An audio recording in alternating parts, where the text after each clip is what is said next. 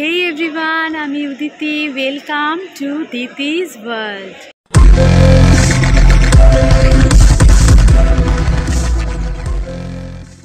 পৌঁছে গেছি এয়ারপোর্টে। সকাল 4টে মতো বাজে। ফ্লাইট আছে ঠিক 5:30টায়। এবার আমাদের সফর আন্দামান। আমরা তো সব পরিবারে বেরিয়ে পড়েছি, সঙ্গে নিয়ে যাচ্ছি তোমাদের। থাকো।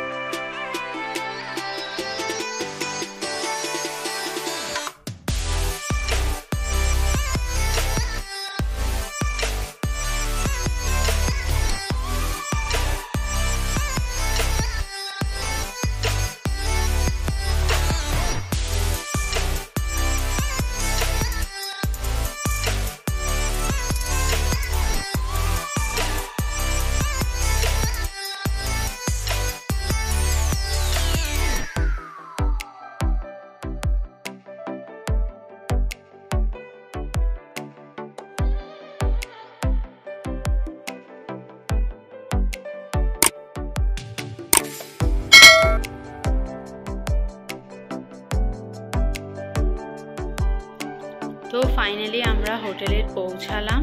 আর প্রিন্সি দেখো ওর কাজ শুরু করে দিয়েছে ফোন নিয়ে। এখানে একটা বেশ সুন্দর মিরর আছে। আর রুমটা বেশ বড়, স্পেশিয়াস। বেডটাও খুবই সুন্দর। অ্যান্ড এদিকে রয়েছে ওয়াশরুম। ওয়াশরুমে রয়েছে মিরর আর কাবার্ড তো রয়েছে। আর এদিকে রয়েছে ব্যালকনি। ব্যালকানিটাও বেশ সুন্দর। এখান দিয়ে দেখাচ্ছি, বাইরে যাব না। ব্যালকানি আমার কোনো ফাংশন নেই, বিকজ দেখতেই পাচ্ছ ব্যালকানিটা পুরো ওপেন। সো প্রিন্সির জন্য আমি এই ব্যালকানির ডোর খুলছি না। এই হচ্ছে আমাদের রুম ট্যুর। হোটেলে আসলাম। অ্যাকচুয়ালি আমরা আর আরেকটা ফ্যামিলি এসেছি প্রথম ফ্লাইটে। এরপরে বাবা মা আরও কিছু গ্রুপ আছে, তারা আসছে পরের ফ্লাইটে। তো আপাতত আমি রুম নিয়ে নিয়েছি। আর কারণ আমি আর আমার মা থাকবো, আর প্রিন্সি থাকবো একসাথে, আর সৌরভ আর সৌরভের মা থাকবে একসাথে। তো তাই জন্য আমি আমার রুম বেছে নিয়েছি, ওরা ওদের রুম নিয়ে নিয়েছে। আমরা 3জন 3টে রুম নিয়ে নিয়েছি।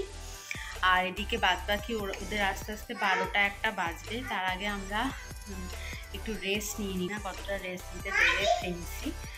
যাই হোক, তারপর বেরোনোর আছে লাঞ্চের পরে। তো চলো এখন একটু ফ্রেশ হয়ে রেস্ট নিই, তারপরে বেরিয়ে আবার দেখা করছি।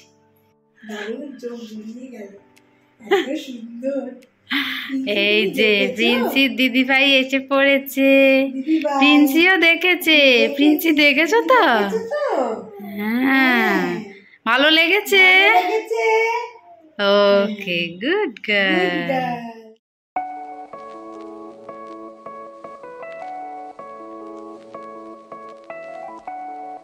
রেস্ট নিয়ে লাঞ্চ করে রেডি হয়ে গেছি। এখন যাব সেলুলার জেলে। বাসে উঠে পড়েছি আর পৌঁছে গেছি সেলুলার জেলে। 30 টাকার টিকিট কেটে প্রবেশ করতেই বাঁ দিকে চোখে পড়ল স্বতন্ত্র জ্যোতি, যেটি 365 দিন 24 ঘন্টা জ্বলছে।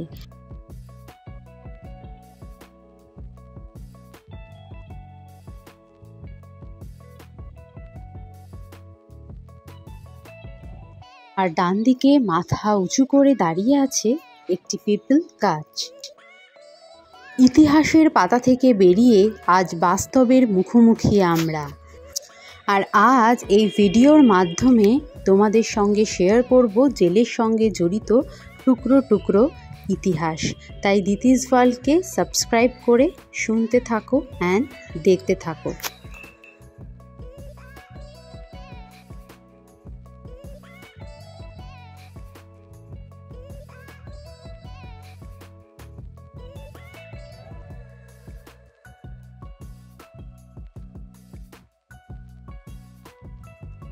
ধীরে ধীরে এগিয়ে চললাম কারাগারের ঘরগুলির দিকে। প্রথমেই চোখে পড়ল সেলুলার জেলের মডেলটির দিকে। এই জেল যখন তৈরি করা হয় তখন এর 7খানা উইংস ছিল। সেন্ট্রাল হলকে কেন্দ্র করে 7টা উইংস তৈরি করা হয়েছিল। 698টি সেল ছিল সেলুলার জেলে, যেখানে বন্দীদের আটক করে রাখা হতো। সেলের আধিক্যের জন্যই এই জেলের নাম হয়েছিল সেলুলার জেল। এই জেল শেষ করার পরিকল্পনা ছিল 5 বছরের, কিন্তু শেষমেশ সময় লেগেছিল 10 বছর। সেলের ঘরগুলি 15 ফুট লম্বা, 9 ফুট চওড়া, আর এই ঘরের মধ্যেই প্রত্যেকটা সেলে একটি একটি বন্দীকে আটক করে রাখা হতো। সেলের সামনে রয়েছে মোটা লোহার গ্রিলের দরজা, তবে তা আটকানোর ব্যবস্থা ভারী অদ্ভুত।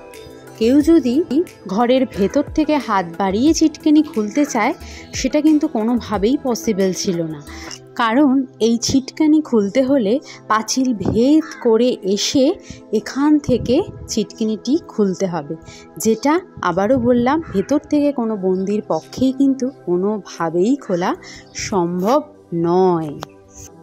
এই ছোট্ট প্রকোষ্ঠের মধ্যে দীর্ঘ বছর ধরে কাটিয়ে গেছে আমাদের স্বাধীনতা সংগ্রামীরা, যেই প্রকোষ্ঠে 2 সেকেন্ড দাঁড়ালেই দম বন্ধ হয়ে আসছিল রীতিমতো।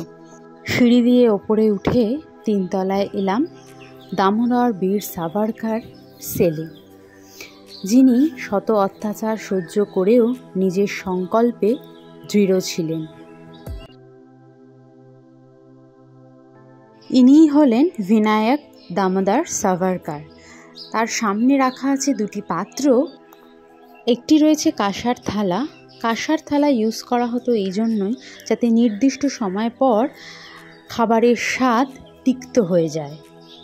এসব কিছু ইতিহাসের পাতাতেই পড়তাম, কিন্তু আজ সচক্ষে দেখে গা ছমছম করে উঠল, আর কিছুক্ষণ জন্য হৃদয়ে নেমে এলো এক স্তব্ধতা।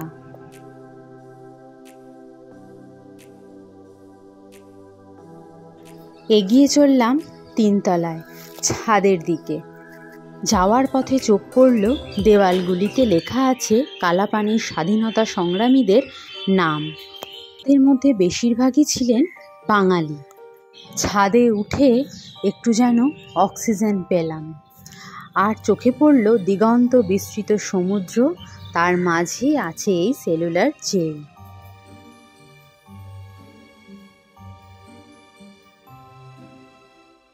কিছুক্ষণের জন্য যেন ইতিহাসের পাতাতে ডুবে গিয়েছিলাম।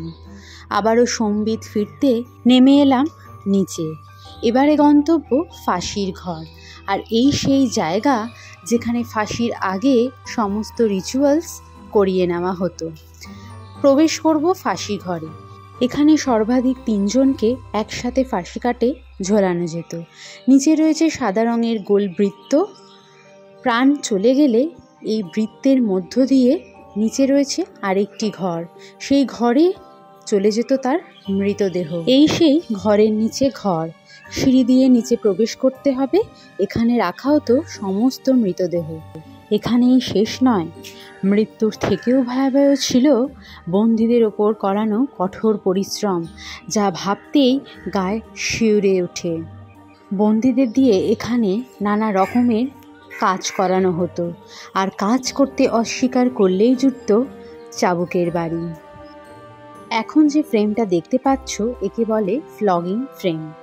ব্রিটিশরা এই ফ্রেমে এইভাবে আটকে রেখে বন্দীদের বেত চাপকাতো। যতক্ষণ না অজ্ঞান হতো ততক্ষণ চলতো এই কঠোর অত্যাচার। পুরো জেল প্রাঙ্গণ ঘুরে আজ এইটুকু বুঝলাম, আমাদের কাছে 15 আগস্ট 26শে জানুয়ারি শুধুমাত্র একটা ছুটির দিন মাত্র। কিন্তু আজ এই যে আমরা নিশ্চিন্তে ঘুমোচ্ছি, স্বাধীনভাবে হেঁটে চলে বেড়াচ্ছি, তা কিন্তু এই বিপ্লবীদের জন্য। তাই তাদের জন্য রইল আমার শতকোটি প্রণাম। জয় হিন্দ, বন্দে মাতরম। সেলুলার জেলের সময়সূচি হলো সকাল 9টা থেকে বেলা 12টা, আবার দুপুর 2টো থেকে বিকেল 5টা। আর রাতের বেলায় এখানেই হবে লাইট অ্যান্ড সাউন্ড শো। আগামী দিনে যারা আন্দামান ঘুরতে আসছো অবশ্যই এই শোটা কিন্তু একদম মিস করো না, কারণ এখানে তোমরা আরও সুন্দরভাবে দেখতে পাবে, জানতে পারবে পুরো ইতিহাসটা। আর এই শোয়ে রয়েছে 2টো টাইমিং, একটা রয়েছে সন্ধ্যে 6:30টায়, আরেকটা রয়েছে সন্ধ্যে 7:30টায়। টিকিট মূল্য 300 টাকা। আন্দামান সফরের আজ আমাদের ডে 1। সকালের ফ্লাইট ধরে চলে এসেছি পোর্ট ব্লেয়ারে। তারপরে লাঞ্চ করে সেলুলার জেল দেখে এখন বিকেল 5টা মতো বাজে। জেল তো ক্লোজ হয়ে গেছে। এবার আমাদের গন্তব্য করভিন্স কোভ বিচ। আমি ডে ওয়াইজ প্রতিটি ভিডিও আগামী দিনে আপলোড করতে থাকব। তাই আগামী দিনে যারা আন্দামান আসছো, আমার ভিডিওগুলো দেখে তোমরা কিন্তু একটা সম্পূর্ণ ট্যুর গাইড পেয়ে যাবে। সো চ্যানেলটাকে সাবস্ক্রাইব তো করে নিও, পাশে থাকা বেল আইকনও ক্লিক করে নিও, যাতে তোমরা আমি আপলোড করার সঙ্গে সঙ্গে নোটিফিকেশান পেয়ে যাও। আর শেয়ার করে দিও তোমাদের প্রিয়জনদের সঙ্গে, যাতে তারাও ভবিষ্যতে আমার ভিডিও দেখে উপকৃত হতে পারে। আর যদি হেল্পফুল হয় তাহলে অবশ্যই কমেন্ট করে আমায় জানিও, আমার কিন্তু খুব ভালো লাগবে। জানলা দিয়ে প্রাকৃতিক দৃশ্য দেখতে দেখতে অলরেডি পৌঁছে গেছি আমরা বিচে। এবার বিচটা একবার ঘুরে দেখে নাও।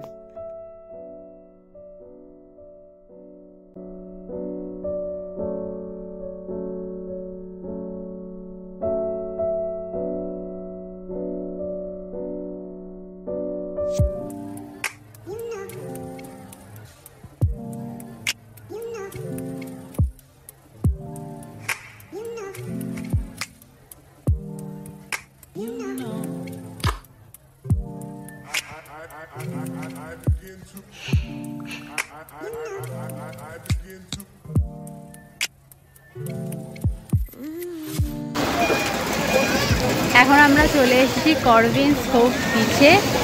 এইরকম হচ্ছে গিয়ে ভিউটা, জাস্ট দেখো। এই প্রথম জল লাগালাম পায়ে।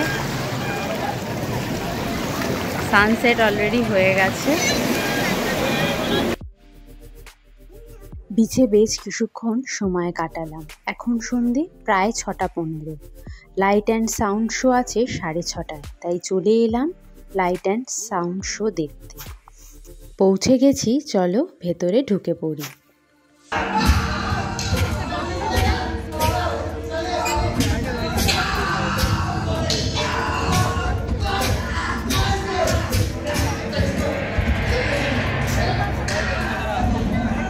ফিরে এলাম হোটেলে। হোটেলের নাম লেক ভিউ। আমার ঘরের রুম ট্যুর তো তোমরা আগেই দেখে নিয়েছো। এবার সৌরভ ওর রুমের ট্যুরটা তোমাদের সঙ্গে শেয়ার করছি, তো একবার জাস্ট দেখে নাও। আন্দামান ট্যুর আমাদের টোটাল 6 দিনের ছিল, আর তার মধ্যে 3 দিন আমি আমার মার সঙ্গে, সৌরভের মার সঙ্গে ছিল, আর 3 দিন 2 মা একসাথে, আমি আর সৌরভ মেয়ে মিলে একসাথে ছিলাম। এইভাবে মিলেমিশে চোখের পলকে কেটে গেল 6টা দিন।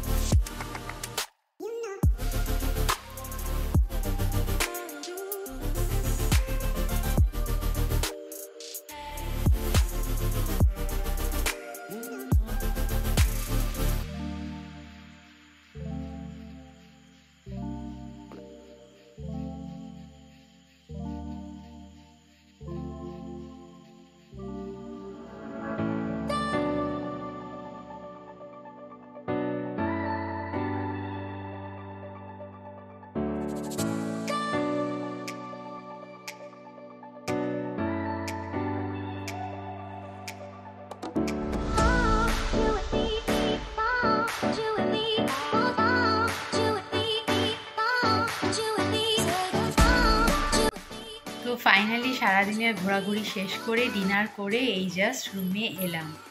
তো আজকের ব্লগটা তোমাদের কেমন লাগলো অবশ্যই কমেন্ট করে জানাতে ভুলো না। দেখা হবে খুব শিগগিরই পরবর্তী ব্লগে। ততক্ষণ ভালো থেকো, সুস্থ থেকো, আনন্দে থেকো। টাটা। আর ইয়েস, চ্যানেলটাকে সাবস্ক্রাইব করতে কিন্তু একদম ভুলো না।